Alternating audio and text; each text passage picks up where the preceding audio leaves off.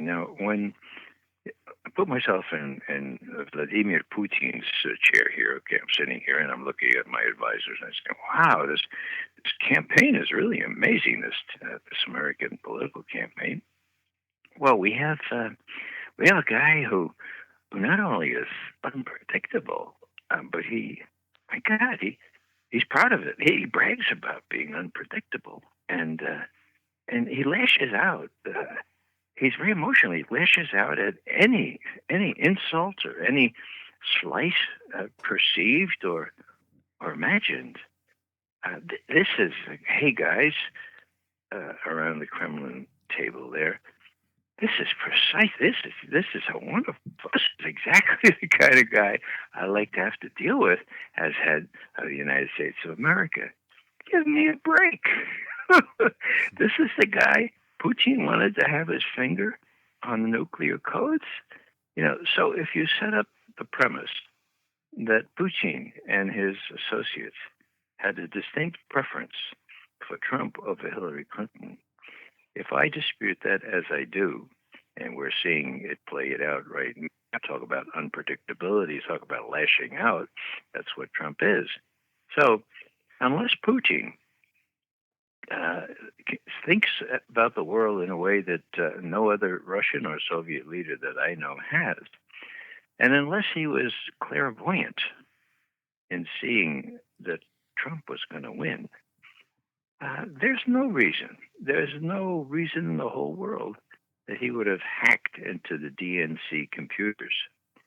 Not only that, but the expertise that we have in veteran intelligence professionals for sanity won't quit.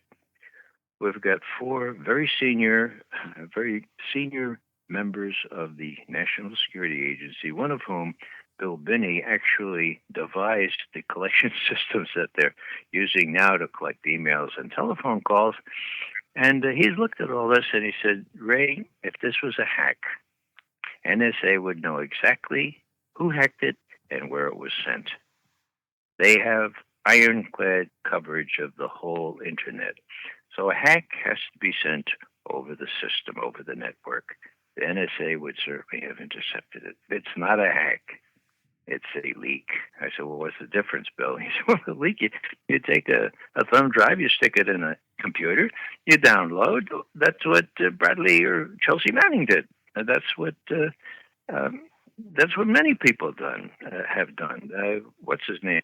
Snowden did it that way. So we have a leak, and that's why. That's why the President of the United States had to admit 2 days before he left office, as he put it, quote, the conclusions of the intelligence community with respect to how this Russian hacking got to WikiLeaks are inconclusive. The president's word. Okay, so what does that mean? That means the United States government doesn't know how to support their charge that whatever hacking happened by the Russians, how it got to WikiLeaks. That's a pretty profound gap in their information. And of course, the reason is it wasn't hacked. It was leaked. It was leaked by somebody, we think, within the Democratic National Committee, who was aghast when he or she saw the way Hillary Clinton stole the election from Bernie Sanders, the nomination from Bernie Sanders. I mean, the whole thing, if you look at the content of those emails, you'll see that it was gross.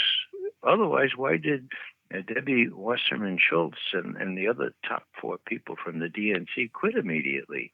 So the whole campaign since that time, which was 2 days before the Democratic National Convention, Hillary and her friends had a real problem. What do they do with the fact that WikiLeaks has leaked all these DNC emails? Was there a sort of a gloss on it? No, they were documents, okay? Nobody disputed the authenticity of these documents. So what's she going to do? Somebody says, well, gosh, I know. We'll blame it on the Russians. And somebody else said, well, but this isn't the Russians. This is Julian Assange and WikiLeaks. No problem. We'll say that WikiLeaks working. Yeah, that's what we'll say. We're working for the Russians. Yeah, but what's the rationale?